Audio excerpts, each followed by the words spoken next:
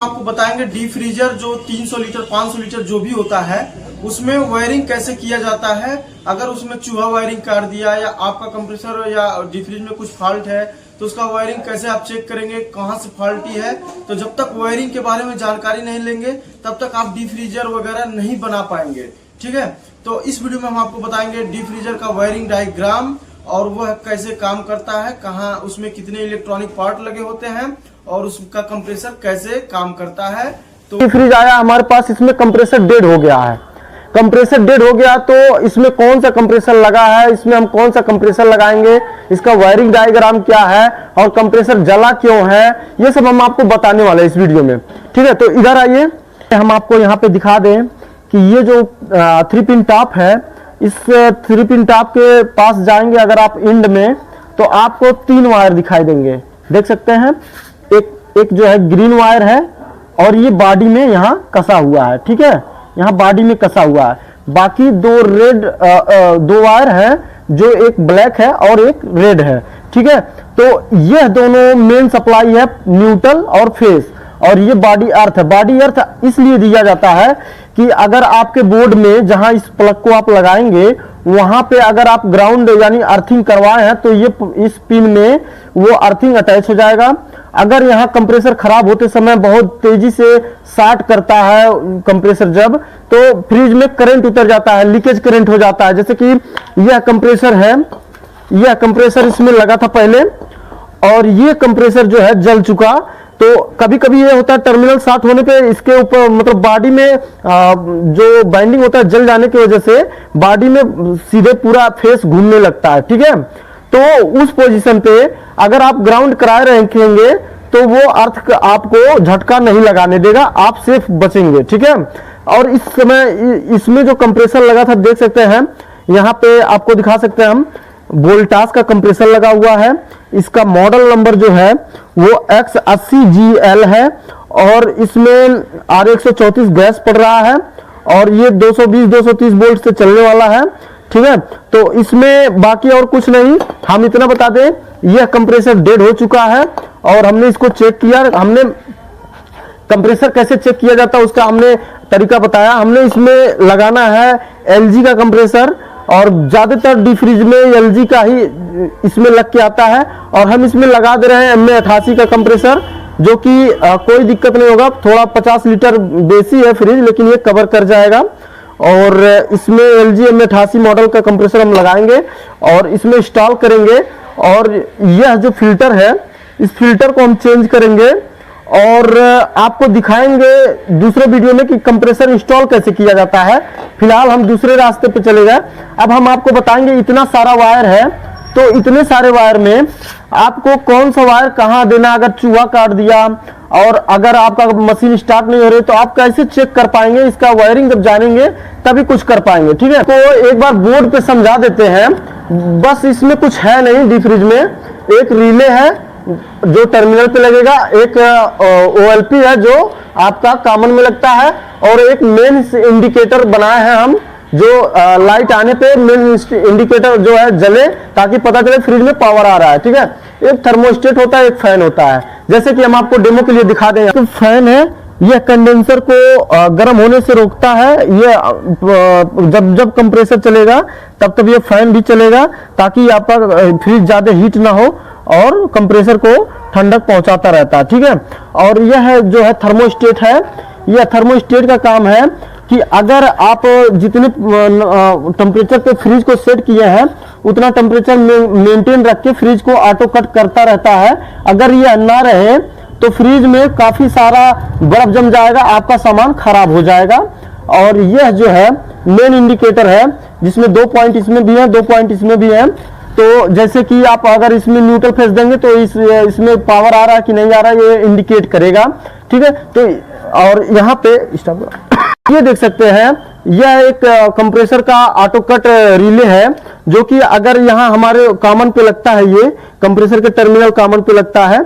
अगर ये खराब हो जाता है, कंप्रेसर बंद हो जाता है, अगर कंप्रेसर किसी वजह से स्टार्ट नहीं हो पाया तो ये ऑटो कट करता है। और यह जो रिले है इसमें एक स्टार्टर लगा हुआ है और ये 55-60 के करीब में होता है, 45 का भी होता है। जिस पावर का कंप्रेसर रहेगा उस साइज का लगेगा। और यह रिले का काम है कि कंप्रेसर का जो रनिंग स्टार्टिंग है उसको स्टार्ट करके अपना कंप्रेसर को रनिंग बनाए रखना। ठीक है, तो इसके बारे में भी हम आज बात करेंगे। और वायरिंग को आपको अब समझ में आ ही गया होगा कि हम जितने भी इसमें इलेक्ट्रॉनिक पार्ट है उसको खोल दिए हैं और आपको सारे पार्ट की कनेक्शन करके इसके वायरिंग के बारे में बाकायदा समझाएंगे आज। तो अभी हमारा ये न्यूट्रल है, ठीक है, और यहाँ पे फेस है। तो पहले हम न्यूट्रल का कनेक्शन करेंगे, न्यूट्रल वायर का। ये हमारा फेस है रेड वाला।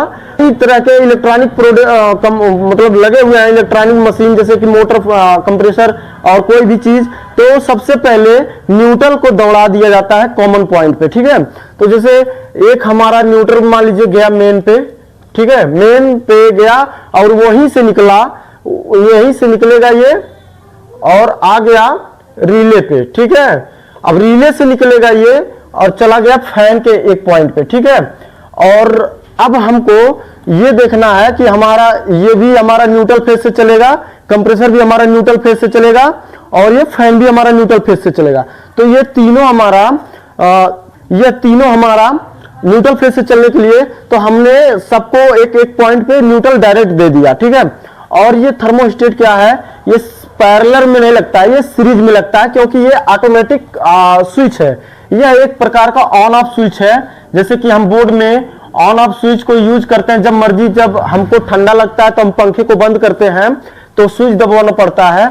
अगर फ्रिज ज्यादा ठंडा कर देता है तो इसका सेंसर ये माप लेता है कि कूलिंग ज्यादा हो रही है और फ्रिज का सप्लाई कट कर दिया जाए, तो ये फ्रिज का सप्लाई कट कर देता है और कंप्रेसर बंद हो जाता है, फैन भी बंद हो जाता है। तो इस वजह से हमको इसमें किसी भी फ्रिज में या एसी में थर्मोस्टेट का प्रयोग किया जाता है, चाहे वो डिजिटल हो चाहे वो मैनुअल हो। ठीक है, तो अब जो है हमको अब फेस दौड़ाना है। तो फेस सबसे पहले कहां जाएगा, फेस हमारा जाएगा मेन इंडिकेटर में। जैसे कि ये मेन इंडिकेटर है, अब मेन इंडिकेटर यहीं से निकलेगा, वो चला जाएगा थर्मोस्टेट पे। ठीक है, हमने इसको स्विच को, हाँ, ये थर्मोस्टेट पे चला जाएगा और थर्मोस्टेट से जब आउट होगा तो वो दूसरे कलर से होगा। उससे पता चलेगा आपको कि ये हमारा आउटपुट दे रहा है। जैसे कि सप्लाई यहां से गई और यहां से इस तरह से आएगी, आउटपुट हो जाएगी। और जब थर्मोस्टेट ऑटो कट करना चाहेगा तो ऑटो कट भी कर लेगा आसानी से। ठीक है, तो जैसे यहां से जो निकलेगा वायर वो हमारा ब्लू व्हाइट होके निकलेगा, येलो होके निकलेगा, ब्लू होके निकलेगा, लेकिन दूसरे कलर से निकलेगा। ठीक है, तो वो हमारा डायरेक्ट ओएलपी पे आएगा। ओएलपी हमारा रहेगा कहां, ओएलपी हमारा रहेगा कॉमन पे। ठीक है, और उसके बाद फिर यहीं से या यहां से कहीं से भी आप देखे होंगे निकला रहेगा, वो जाएगा सीधे फैन पे। ठीक है, तो अब हमको यहां पे मालूम हो गया, अगर हम यहां पे सप्लाई देते ऑन करते हैं तो हम यहाँ कंप्रेसर, अगर हम सप्लाई देते हैं फैन हमारा चालू होगा, मेन लाइट ये जरेगी। ठीक है, लेकिन हमारा कंप्रेसर स्टार्ट नहीं होगा, क्योंकि अभी रिले में 2 पिन खाली हैं जिसमें स्टार्टर लगाना बहुत जरूरी होता है। अगर स्टार्टर आपका वीक हो जाए या रिले खराब हो जाए, कंप्रेसर स्टार्ट नहीं होगा। और अगर कंप्रेसर स्टार्ट नहीं होगा, ओवरलोड ट्रिप करेगा ताकि कंप्रेसर जले ना। ठीक है, तो अब हमको ये जो रिले है, इसका जो सप्लाई है, इसको हम एक पिन को हम यहाँ पे दे देते हैं, जो हमारा रनिंग साइड में आएगा, और एक वायर को हम स्टार्टिंग साइड में दे देते हैं। ठीक है, और जब हम रिले को कनेक्ट करते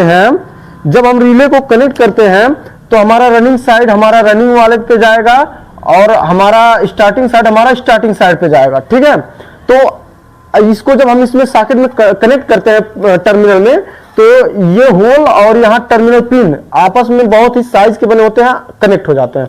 तो हम यहाँ पे आपको कनेक्ट करके दिखाते हैं। वायरिंग में हमने जो अभी डायग्राम बना के दिखाया व्हाइट बोर्ड पे, हम आपको प्रैक्टिकली वहां पे करके दिखाएंगे। डी फ्रीज में बस इतने होता है, चाहे वो 500 लीटर का हो चाहे वो 300 लीटर का है। अगर आप इतना जानते हैं तो किसी भी कंपनी का डी फ्रीज आप सॉल्व कर पाएंगे, उसका जो भी फॉल्ट होगा। ठीक है, तो जैसे हमने बताया कि ये हमारा मेन लीड है, ये हमारा प्लग में जो आ रहा है ये मेन लीड है, और मेन लीड हमारा देख सकते हैं यहाँ कलर बाई कलर भी बना दिया है। और ये जाएगा कहाँ, मान लीजिए हम यहाँ ब्लैक को ब्लैक में कनेक्ट करेंगे और रेड को रेड में कनेक्ट करेंगे तो ये जा कहाँ रहा है, देख सकते हैं। ये हम वायर पकड़ के जा रहे हैं, वायर ये हमारा देख सकते हैं, ये हमारा मेन वायर है। तो ये मेन वायर हमारा मेन इंडिकेटर में जाएगा, यहाँ पे लिखा रहेगा मेंस, देख सकते हैं मेंस लिखा है, ये डायरेक्ट मेन इंडिकेटर में गया। ठीक है, अब यहीं से देख सकते हैं फेस जो डबल वायर है फेस का, तो रेड कलर का डबल वायर है। तो मान लीजिए एक गया, वहीं से उसी के थिम्बल से निकल के और थर्मोस्टेट के एक पॉइंट पे आ गया है। अब थर्मोस्टेट से सॉरी अब ये तो फेस हो गया, यहाँ तक चला गया। अब यहाँ पे जो आपका न्यूट्रल है वो खाली एक ही वायर का आया हुआ है। ठीक है, तो अब हमको इतना मालूम हो गया कि यहाँ पे न्यूट्रल फेस चला गया और यहीं से निकल के थर्मोस्टेट के पास चला गया फेस। अब फेस जो है रिटर्न यहाँ से आ रहा है व्हाइट तार से। तो यहाँ पे आपको दिखाई दे रहा होगा ये व्हाइट तार से हमारा रिटर्न आ गया है और यहीं से न्यूट्रल ये बल्ब में गया है, मतलब मेन इंडिकेटर में, और यहीं से ये जाएगा फैन मोटर में। अब देखिए यहीं से ये जाएगा फैन मोटर में। तो ये देख सकते हैं, इधर दिखाइए, तो ये जो फैन मोटर का वायर है ये वाला, तो कोई भी वायर किसी में भी हम कनेक्ट कर सकते हैं, कोई दिक्कत नहीं है इसमें, प्लस माइनस नहीं होता है। तो इसको हम जो है एक ब्लू वायर में फैन के कनेक्ट कर देते हैं और दूसरा जो है इसमें जो दूसरा वायर है, जैसे जो थर्मोस्टेट से आउट हो रहा फेस, हम उसमें लगा देंगे ताकि जब कंप्रेसर चलेगा तब फैन भी चलेगा। ठीक है, तो इसमें हमने लगा दिया। अब देख सकते हैं यहाँ पे ये जो जैक है इसमें न्यूट्रल फेस आ रहा है, एक ब्लैक न्यूट्रल है और फेस जो थर्मोस्टेट से आउटपुट हुआ है वो व्हाइट है। और यही दोनों वायर कंप्रेसर भी चलेगा, इसी दोनों वायर में फैन मोटर का भी सप्लाई कनेक्ट है। देख सकते हैं ये ब्लैक है और ये व्हाइट में कनेक्ट है, फैन मोटर का वायर ये है और यहाँ फैन है। ठीक है, तो अब अगर ये चीज हम आपको दिखा दें, अब यहाँ बाहर आपको चला के दिखा दें कैसे कंप्रेसर चलता है और कैसे काम करता है। मान लीजिए ये वो ओवरलोड है, ओवरलोड को हम टर्मिनल में कनेक्ट कर देते हैं। ये रिले है, इसको अगर हम उल्टा लगाएंगे इस तरह से तो ये नहीं लगेगा, सेट नहीं हो पाएगा। तो ये जिस तरह से लगेगा उसी तरह से लगाना है। मान लीजिए इसमें हमको कनेक्ट करना है तो ये कनेक्ट हो गया। ठीक है, अब हमको पता है कि जो बाहर साइड का होता है वो रनिंग है, जो अंदर साइड का पिन होता है वो स्टार्टिंग है। तो ये जो हमारा कैपेसिटर लगा है इसका कोई भी वायर हम इधर लगा दें उधर लगा दें, लेकिन दोनों साइड लगाना है। ठीक है, अब जो हमारा लाइन जाएगा, चाहे न्यूट्रल चाहे लाइन, तो इसके लिए पिन एक्स्ट्रा दिया हुआ है, देख सकते हैं यहाँ पे एक पिन एक्स्ट्रा है। तो और दूसरा वाला जो हमारा थर्मोस्टेट से आउटपुट होके आया है वो हमारा यहाँ लग गया। ठीक है, अब इसको एक बार हम कनेक्ट कर दिए हैं, अब एक बार हम चालू करके दिखाते हैं आपको। स्टॉप करो। ये मेन लीड है और यहाँ पे हमको वोल्टेज शो हो रहा है। अभी हम जब चालू करेंगे तो एम्पियर भी शो करेगा।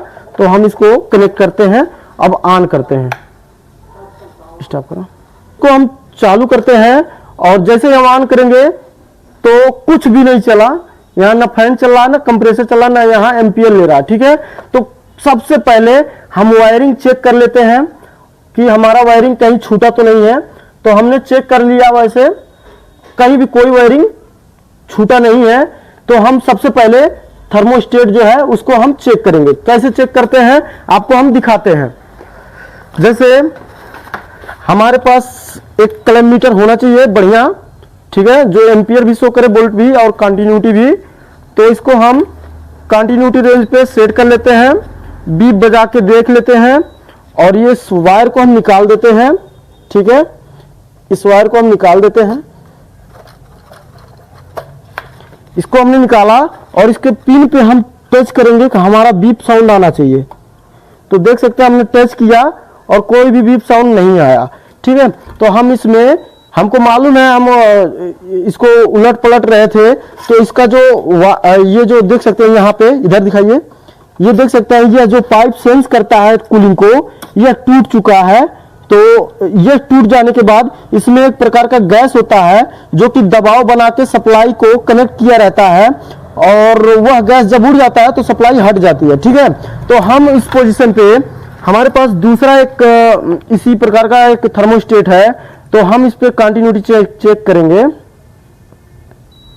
तो यह जो है बीप साउंड आ रहा है, और इसका जो लाइन वाला वायर है यह हम इसमें कनेक्ट कर देंगे, कोई भी वायर कहीं भी कनेक्ट करेंगे,